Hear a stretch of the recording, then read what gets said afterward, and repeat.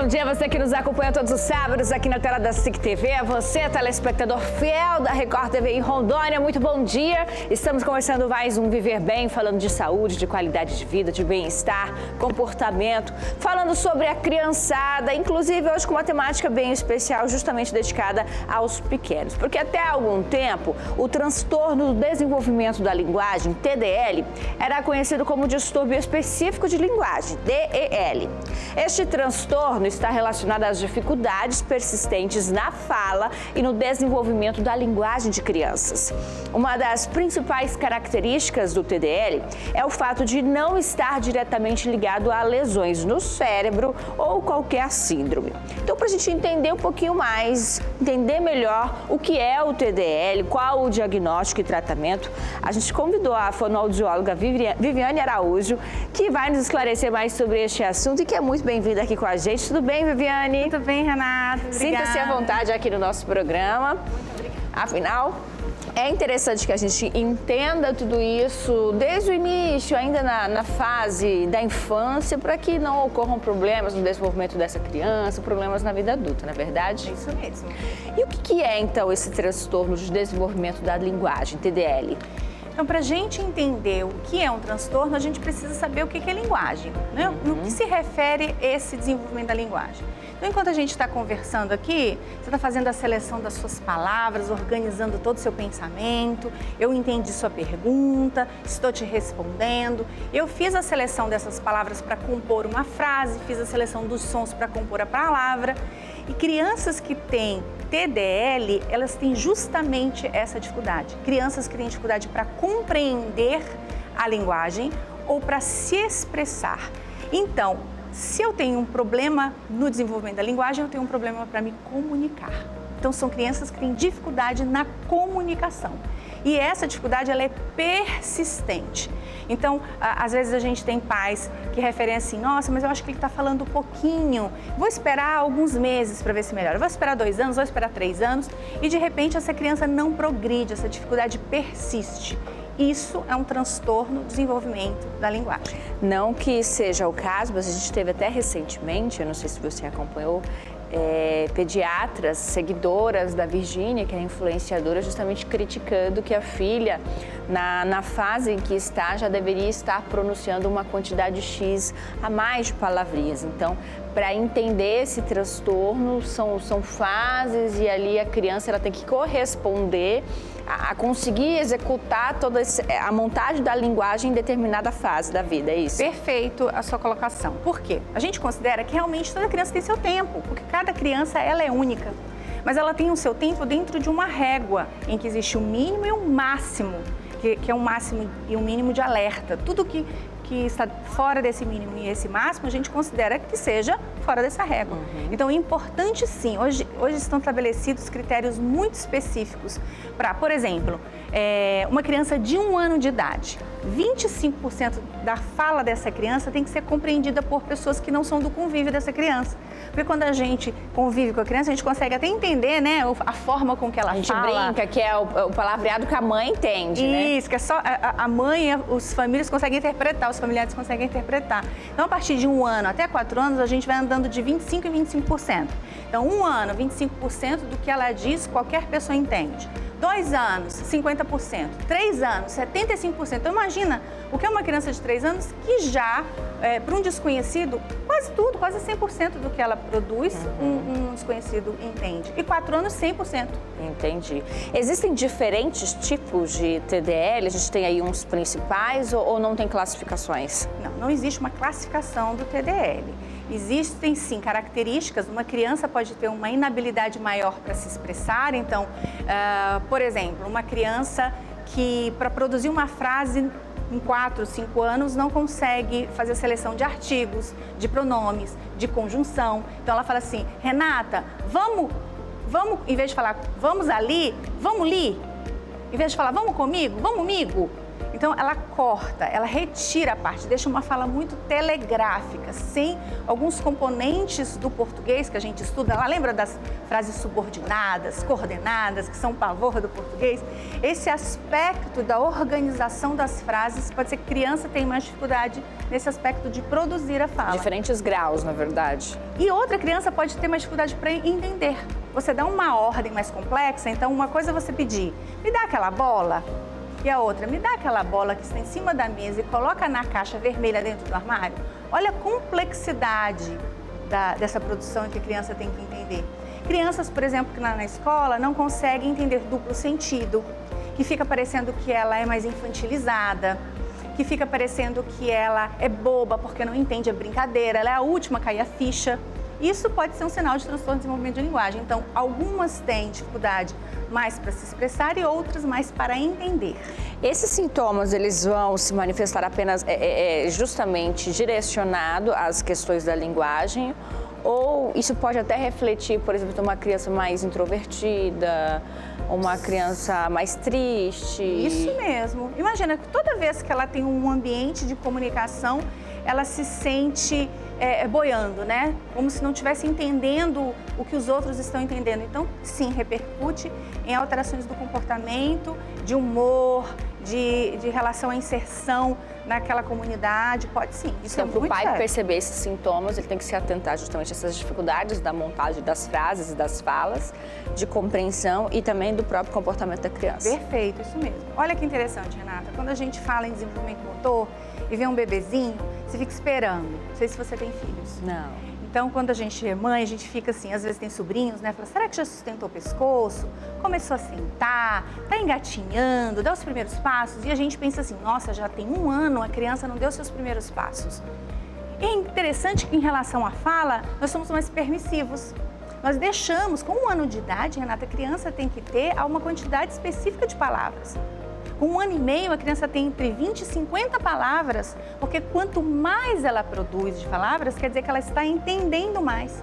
Com 2 anos, a gente diz que tem um boom no desenvolvimento e a criança chega a 200 palavras, ela consegue fazer frases, porque ela já tem uma quantidade grande de palavras no seu repertório, ela já consegue falar me dá, quer não, ali, mamãe, aqui, mamãe, não é? São palavras assim corriqueiras, que geralmente é o não, né? O não, me dá, miau, au, au. Então, a gente é muito permissivo para a fala, mas não é permissivo para o aspecto motor. O aspecto motor chama muito mais atenção. E a gente não pode deixar isso acontecer.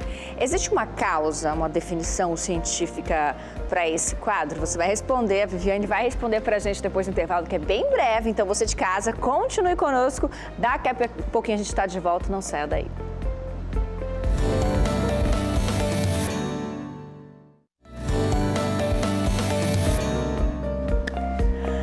Muito bem, estamos falando de TDL e você de casa já entendeu do que se trata esse transtorno? Então hoje a gente está recebendo a Viviane Araújo, que é fonoaudióloga, para a gente entender, perceber os sinais, qual é a hora de levar a criança para o especialista, que tipo de tratamento ela vai realizar então para criar habilidades e reverter o transtorno. Perguntei no bloco anterior para a Viviane se existe uma causa, uma definição científica para esse transtorno. Existe? Então, lá na abertura você falou assim, não está relacionada a nenhuma lesão neurológica, nem relacionada a síndrome. Então, hoje se sabe que é um componente genético e um componente embrionário. Lá no desenvolvimento da criança, na barriga da mãe, algo acontece que existe uma alteração cerebral, mas não necessariamente lesão, entende? Então, assim, se você fizer um exame de imagem, pouco provável que apareça alguma lesão, mas o funcionamento do cérebro na área da linguagem, ele realmente é diferente. Então, hoje se sabe que é um componente genético e um componente do desenvolvimento do bebê na barriga da mãe ainda.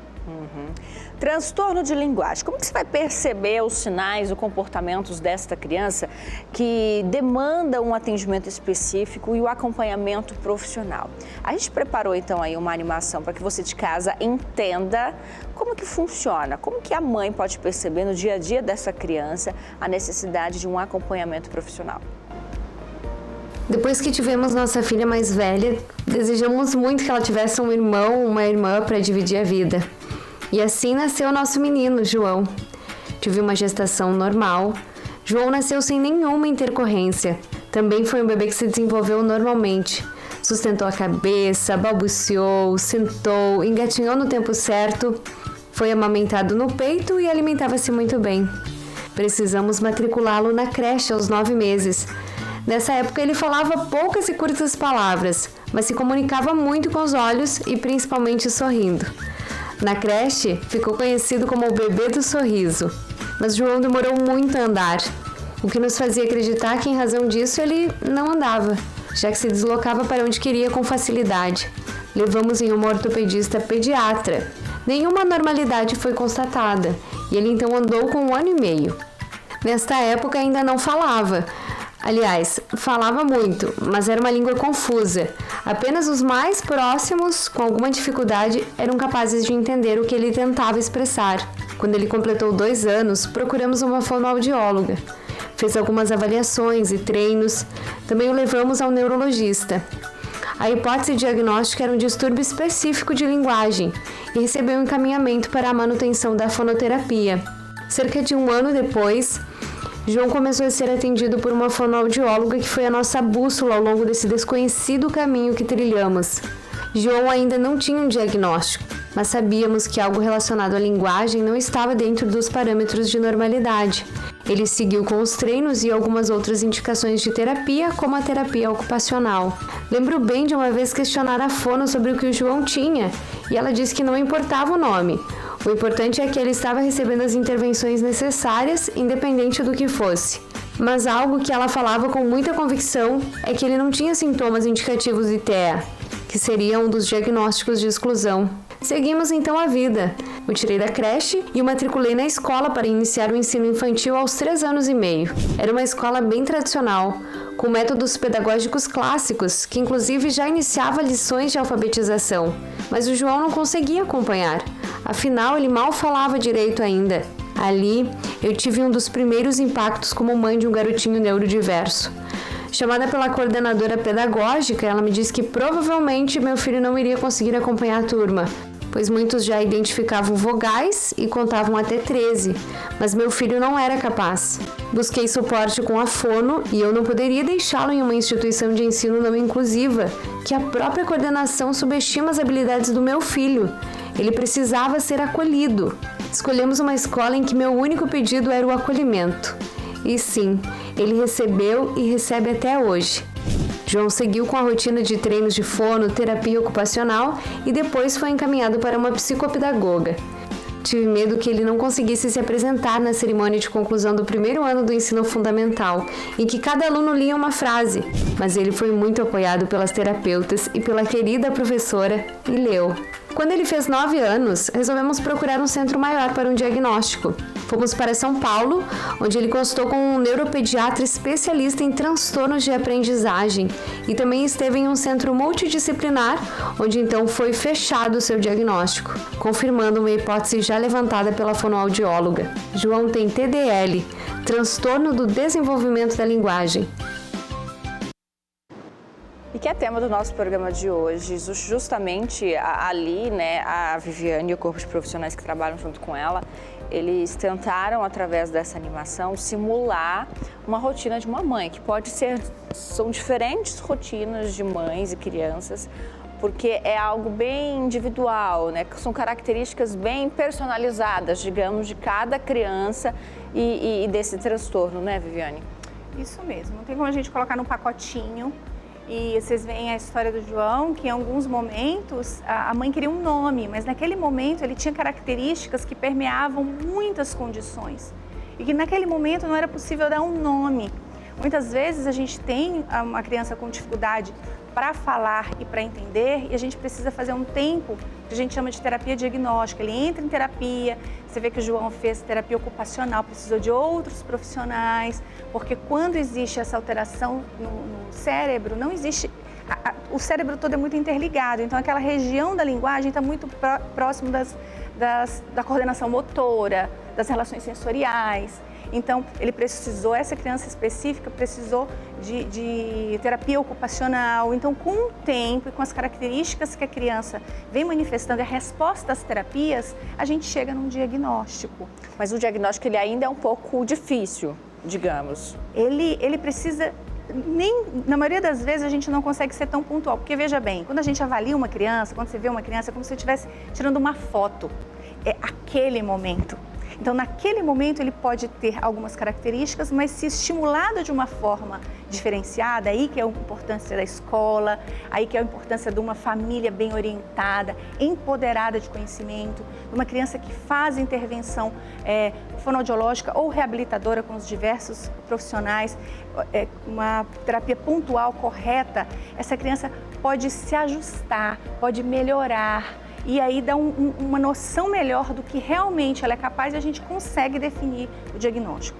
O que é importante é, a gente não precisa esperar que tenha um nome para essa dificuldade da criança. Existem características que nós precisamos estar atentos. Se isso acontecer, é red flag, né, que a gente chama bandeira vermelha, atenção, ela precisa de intervenção imediata. E esse acompanhamento nos leva ao diagnóstico preciso. Então, é muito importante a gente saber quais são as características do TDL, para que essas bandeiras fiquem alertas nos pais. Muito bem, a gente segue falando sobre este tema daqui a pouquinho. A gente faz mais uma pausa bem rapidinha. Então, você de casa, continua com a gente, que daqui a pouco nós estamos de volta.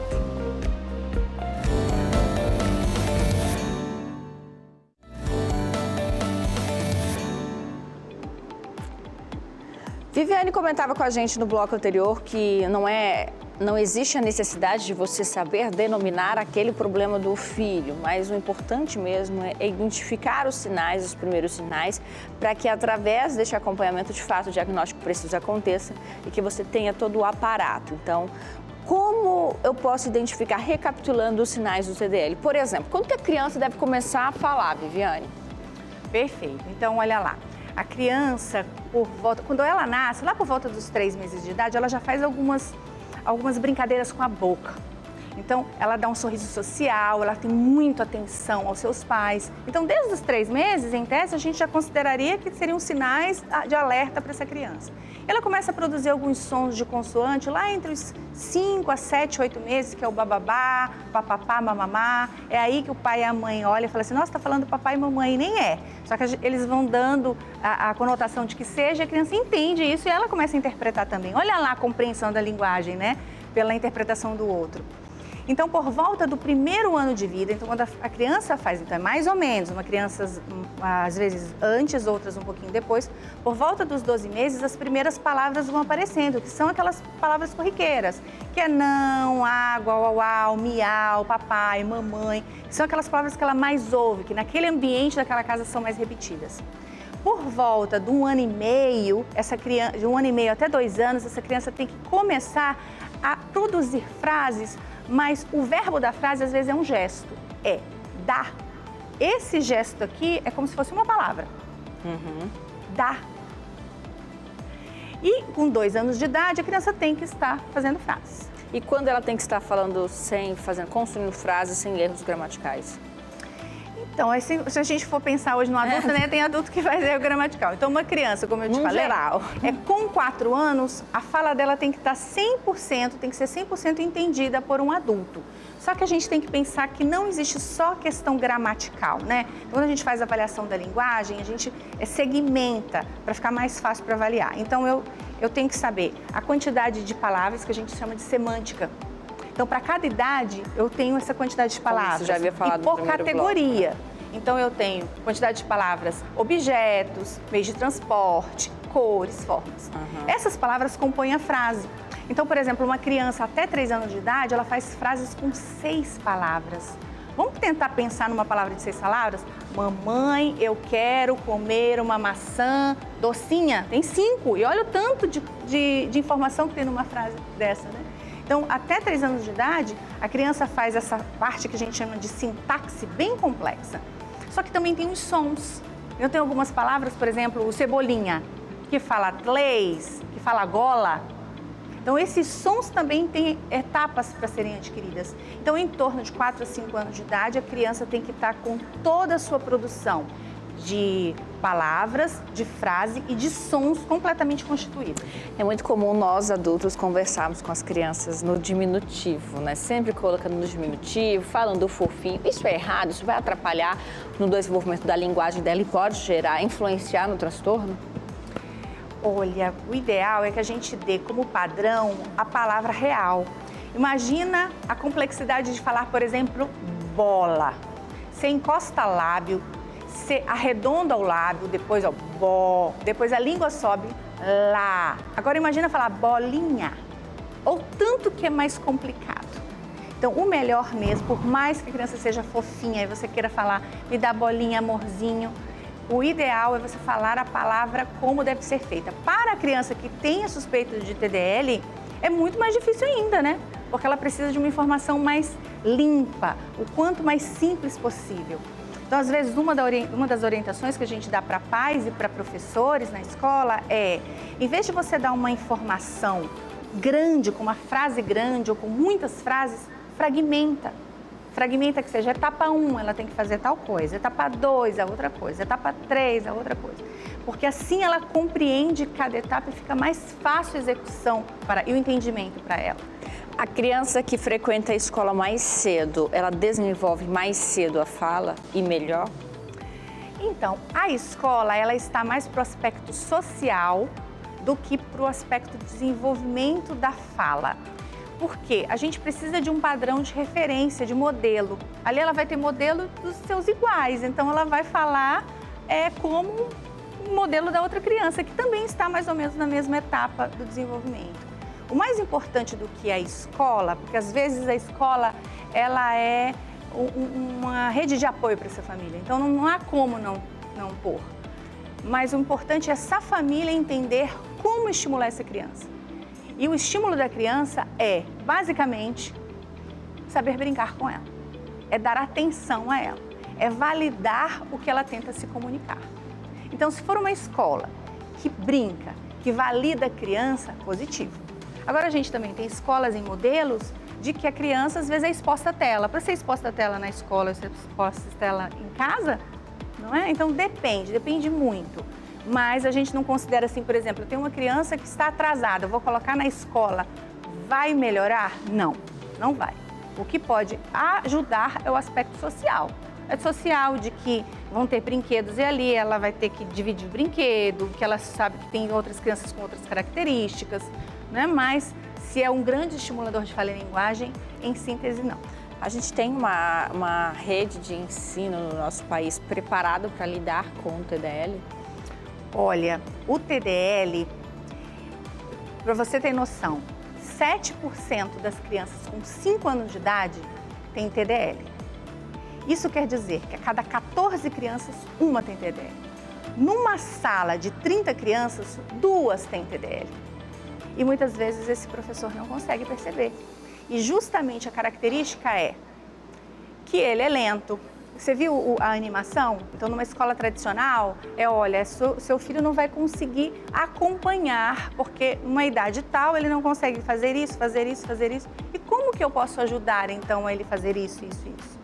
Então, assim, é um transtorno muito comum, mas pouco conhecido. Então, como ele é pouco conhecido, a gente diagnostica pouco. Se eu diagnostico pouco, provavelmente essa escola não está preparada para ele. Infelizmente, nosso tempo na televisão é curto, Viviane, mas quem quiser saber mais sobre este assunto pode te encontrar como? Então, pode ser no Instagram, vivianearaújo.fono, e pode também no Instagram da Estia, Fonoaudiologia e Saúde. Tá certo. Quero agradecer também a Celibras por nos ajudar a levar este tema tão importante aí, falando sobre o transtorno de desenvolvimento da linguagem. A todos os públicos, mais uma vez, obrigada pela parceria aqui com o nosso programa. E agradecer a você de casa, que fielmente está todos os sábados ligado aqui na tela da SIC TV. A você, um ótimo fim de semana. Olha, iremos, quem sabe, ter novidades aí na programação da SIC TV pelos próximos dias, viu? Beijo grande pra você, ótimo fim de semana. Tchau, gente. Deu certo.